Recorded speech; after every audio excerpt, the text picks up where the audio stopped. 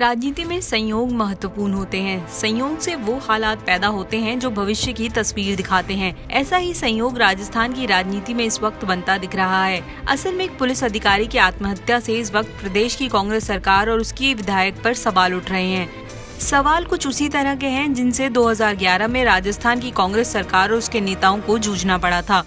2011 में भवरी देवी नाम की एक नर्स के गायब होने से राजस्थान की सियासत गर्म हो गई थी। ठीक उसी तरह आज विष्णुदत्त बिश्नोई की आत्महत्या पर सियासी उफान दिख रहा है। संयोग की बात यह है कि उस वक्त भी प्रदेश में कांग्रेस की सरकार थी और आज भी कांग्रेस की सरकार है।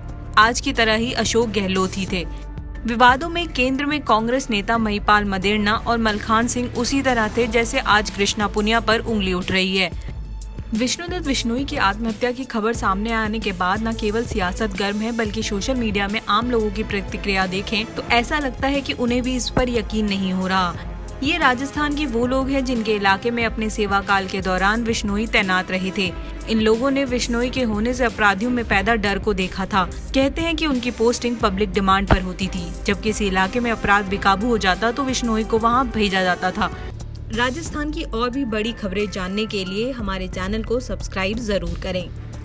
अगर थोड़े टाइम पीछे जाकर याद करें तो भवरी देवी हत्याकांड आपको याद होगा। भवरी देवी सितंबर 2011 में एक दिन अपने घर से निकलती हैं और फिर कभी लौट कर नहीं आती। 12 दिनों तक जब उसका कोई पता नहीं चला तो पति ने पुलिस में रिपोर्ट लिखवाई। पति ने पत्नी के गायब होने के लिए उस समय की गहलोत सरकार में मंत्री रहे महिपाल मदेरणा को जिम्मेदार ठहराया। सियासी पारा चढ़ा और कांग्रेस विधायक मलखान सिंह का नाम भी आया। सरकार को मजबूरन सीबीआई जांच के आदेश देने पड़े।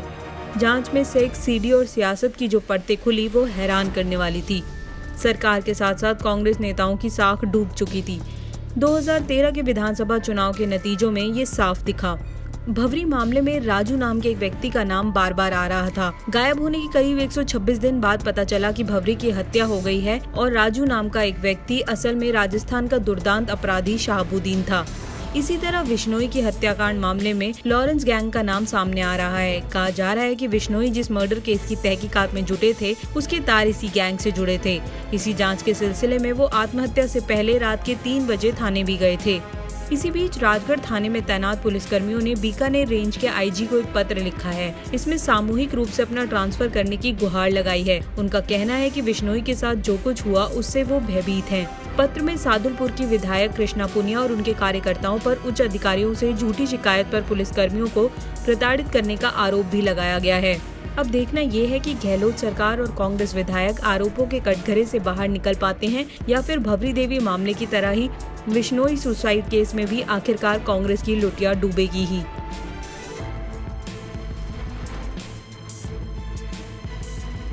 विष्णुदत्त सुसाइड केस में विधायक कृष्णा पुनिया को गहलोत सरकार ने Z कैटेगरी सिक्योरिटी दे दी है।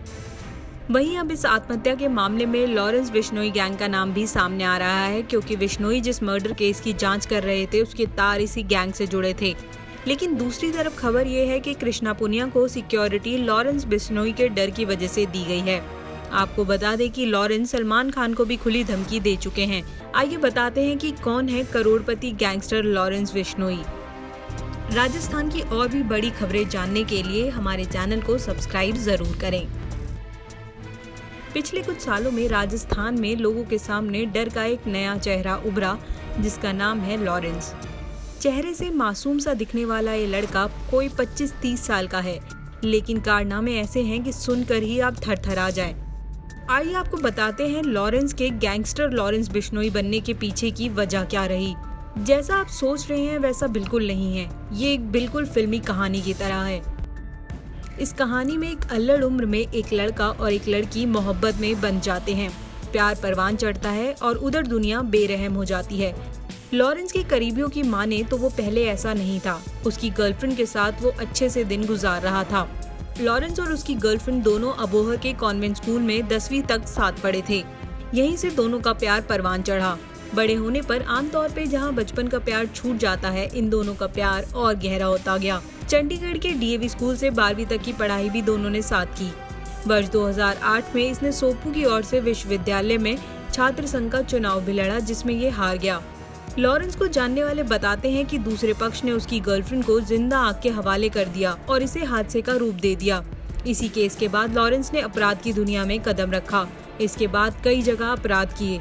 मासूम से दिखने वाले लॉरेंस के खिलाफ हत्या, हथियार सप्लाई व फायरिंग समेत कई संगीन मामले दर्ज हैं।